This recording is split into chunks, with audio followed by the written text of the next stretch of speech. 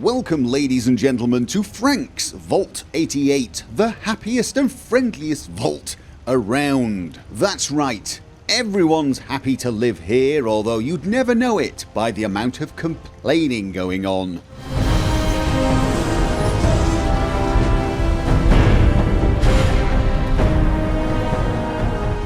Now, this vault is currently built with pure vanilla assets and no glitches or mods were used to place any of the items, so absolutely everything in this vault should work for everyone. If you're going to use this blueprint, it should work for you no matter what mods you're planning on using and are currently using. Now, because of this, I've only added the bare essentials in the furniture and decorations department to give you some idea of what each room can be used for. However, it will feel a little bare and like a new vault that you've just moved into. This is supposed to be the starting point for your vault. The layout is done, it's large, it has lots of rooms and all the functionality you need, but it's going to be up to you to make the place look like home.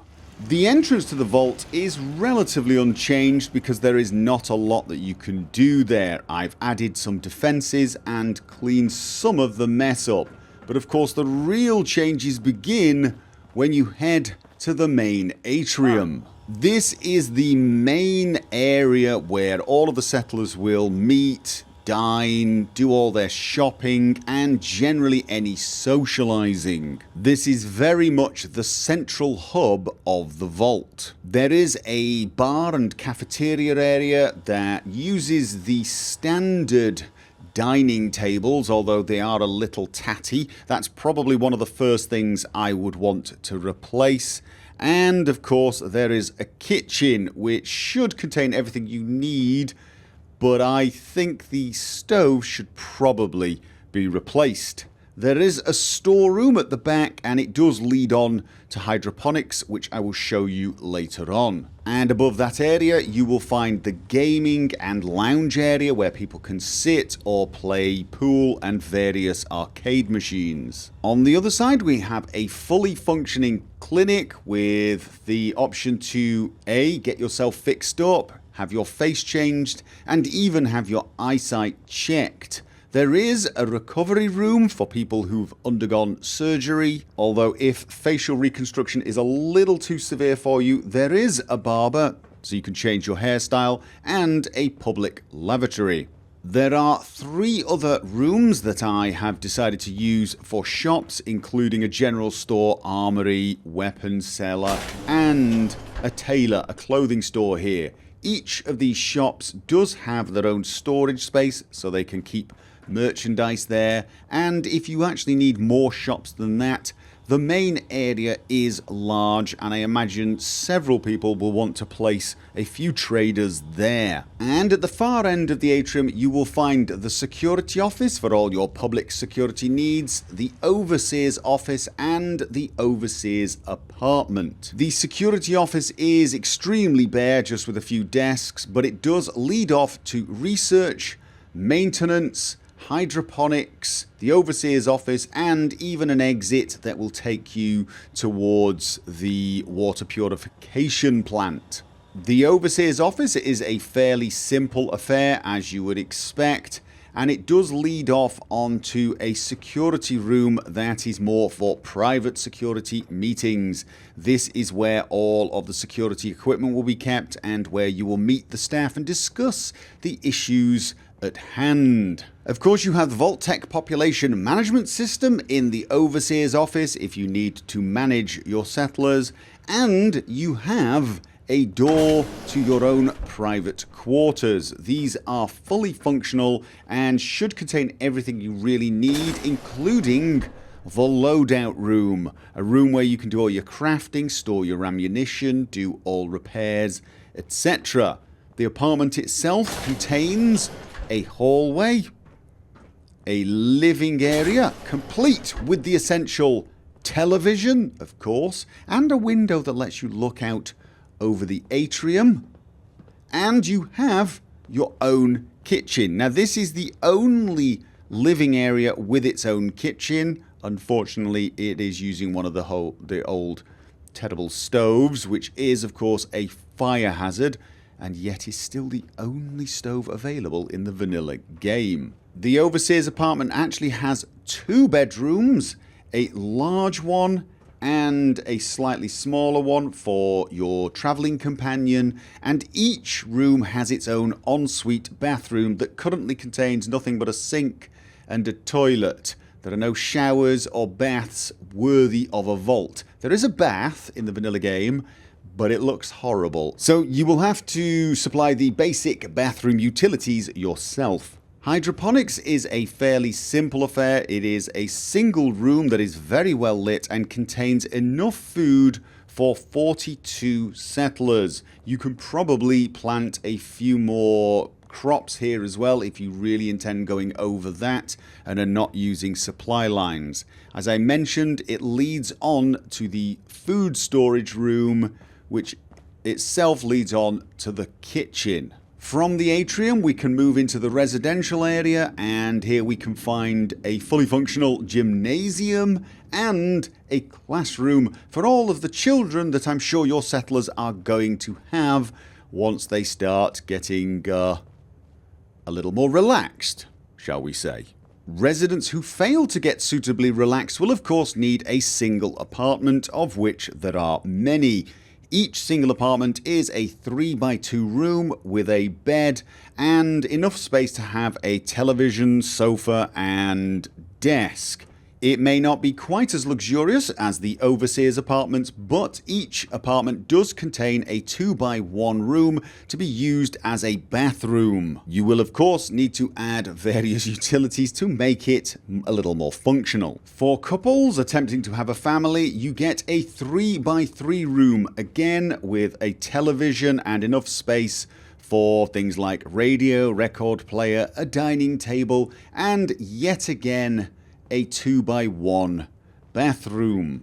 There are also apartments for couples that come in a 2-room form, each room being 2x2. One intended to be used as a bedroom, the other as a living room. Of course, those also get the 2x1 bathroom. There are enough apartments to house 40 settlers in comfort, and that is not including things like the Overseer's apartment or the sick bay or various other utility rooms that contain beds for people who are doing shifts. There are actually 50 beds in the vault currently, but there are rooms for at least 40 people if you have 2 beds in each double room and 1 bed in each single room. There are quite a lot of hallways as well where you will find milk machines and snack machines. The vault contains 2 rooms set aside as communal bathrooms, one for the ladies and one for the gents. They are currently unfurnished. That's going to be if you want some large industrial showers or baths that don't fit in the apartments. Perhaps you want some saunas or something, you will have to place them there. I've also added a laundrette room, although there are currently no washing machines. You're going to need a mod for that. There is 1 room set aside as a public nursery, so if you wish to leave your small children here to be taken care of whilst you go off to work on the nuclear reactor or water purifier, you can. And there is even a meeting room with a projector, and possibly you could install some sort of projector screen and have movie showings here. It looks like I've got a new settler. I need to sort out a vault suit for you later on. There are also a variety of other rooms in the residential area, like some public lavatories, because you never know, you might need the toilet and be quite far away from your own apartment. There is a maintenance room that I've sort of set aside for the janitor, whoever it is that's going to fix the plumbing, do the sweeping, that sort of thing, and that is close to the residential area as well. And there are a couple of rooms set aside for nothing more than just basic storage. Of course, you could retool them for other purposes if you think I've missed something. Heading out from the main security office, we can go and check out the research and main engineering department.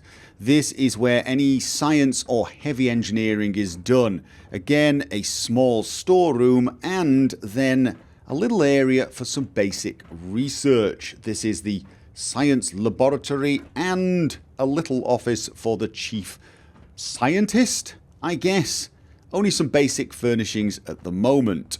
If we keep going from here, we will get to the main engineering department. It's a bit of a hike, but at least this keeps all the dangerous, explodey and noisy stuff far away from the residents.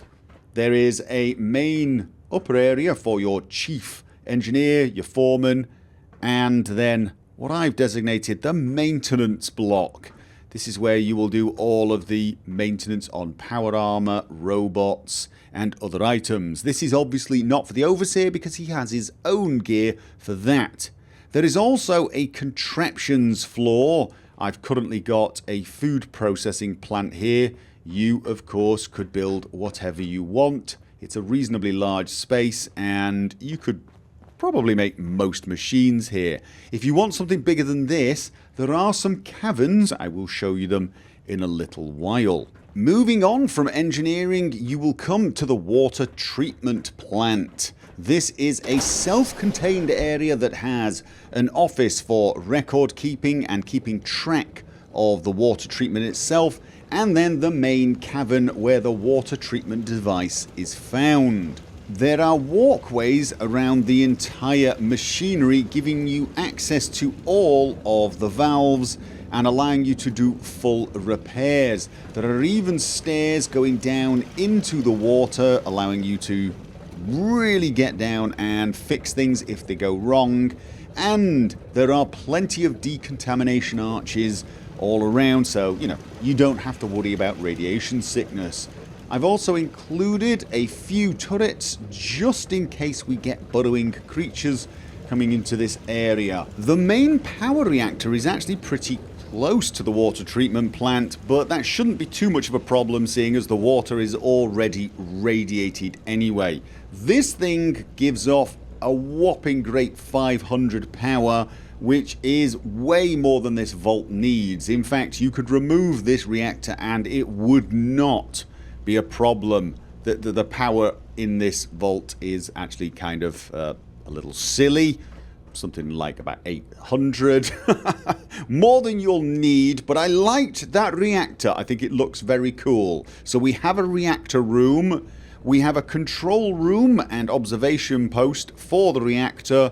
And indeed, there is even a little bedroom for 2 people if we have people on call, which probably is a good idea. It even has its own bathroom. And of course, this area has its own coffee machine and drinks dispenser because we all know that the one thing engineers need more than anything else, it's a steady source of caffeine. This entire area does have another exit. You can go via the access tunnel.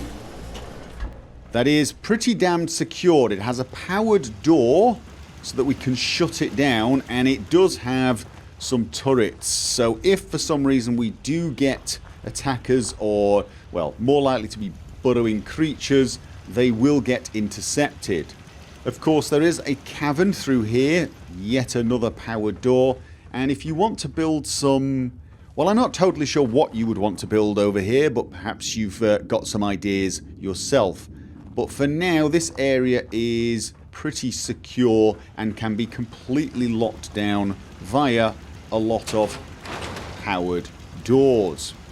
You can make your way back through yet another powered door and through another checkpoint and indeed a decontamination arch back into the security post close to the atrium. Apart from the main entrance, there are actually 2 other ways in and out of this vault.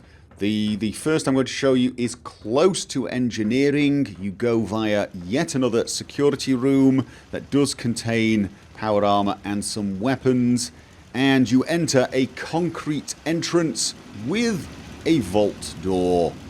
This is a pretty damn secure area, so hopefully any attackers that make it this far are in for a bit of resistance, although I doubt many of them will make it this far because Not only is this entrance pretty damn secure and heavily armed, believe it or not, I've actually added defences to the entrances to these caverns. I'll show you that in a little while. I will show you the other vault entrance. Moving past the janitor's maintenance room, we will actually find yet another security room, again with some armaments and powered armour for our security detail, and then down to yet another concrete entrance room, again fairly well defended and with a giant vault door keeping the unpleasantness out.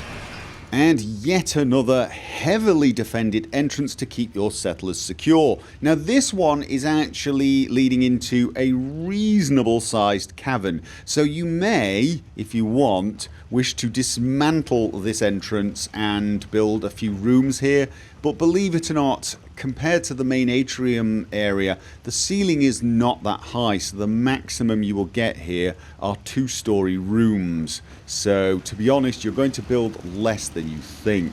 Believe it or not, those vault doors are not the first line of defense. At each of the entrances to the vault from the Commonwealth, I have placed a lot of guard posts and turrets, and as you can see, one of the guards has taken it upon themselves to assign themselves here. I really wasn't actually going to have anyone here for now, but, you know, well done that person. You will also notice a lot of crafting desks and a place to have some food. There is also a couple of beds, so that if you want to come in here quickly from the Commonwealth and refresh yourself, you can do so. You can also dump any junk because, of course, these crafting stations are connected to the workshop. So you get all of the materials, which is going to be very useful on your travels. This entire entrance area does have its own power source, a fusion generator, so again, more power than you'll ever need, and this generator is defended by a couple of turrets. I cannot imagine very many invaders getting beyond this point, let alone to your vault doors.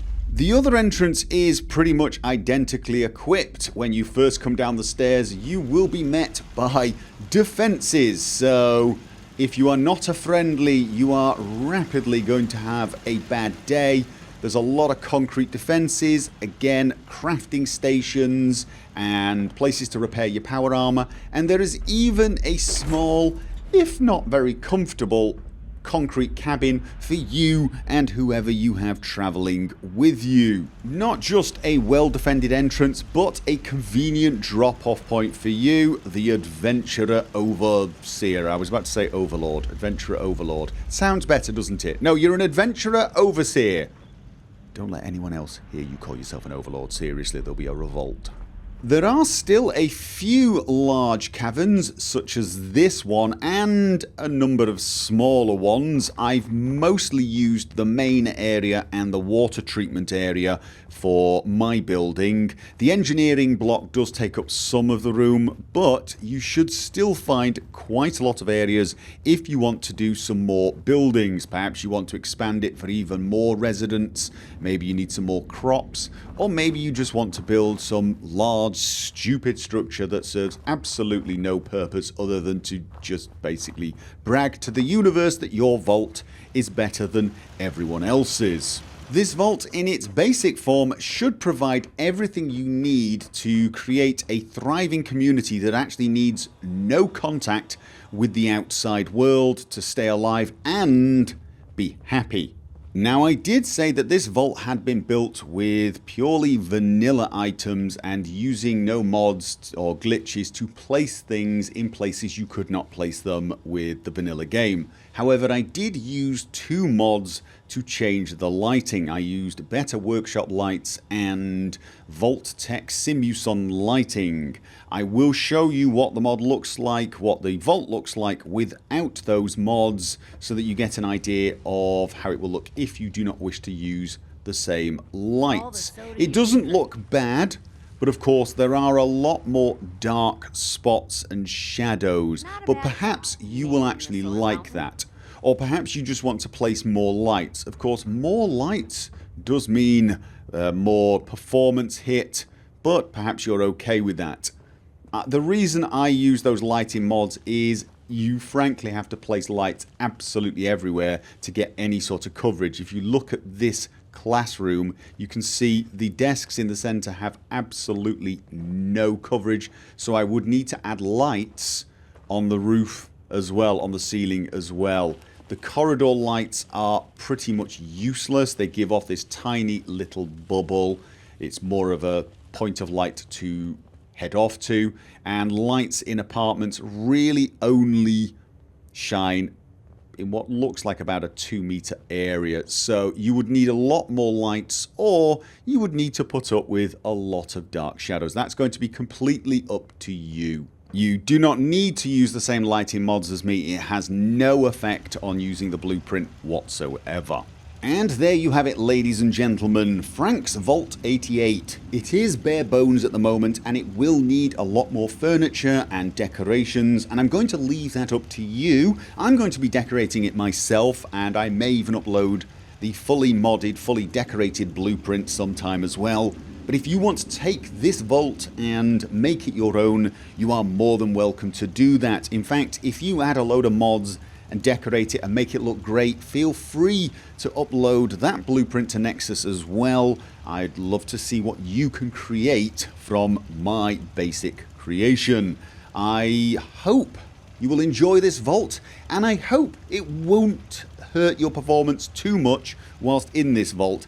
But it is a large vault. It has a lot of items already, even if you don't add your own decorations and your own furniture, and my guess is even on a fairly strong system you are occasionally going to notice a few dips in frame rate. It did drop to below 40 a couple of times for me, and my rig is pretty good. Having said that, I think it should be fine for most of you, and let's face it, it's not exactly a place you'll be doing much adventuring in. So all that's left for me to say is I hope you enjoy this, and I will see you guys next time.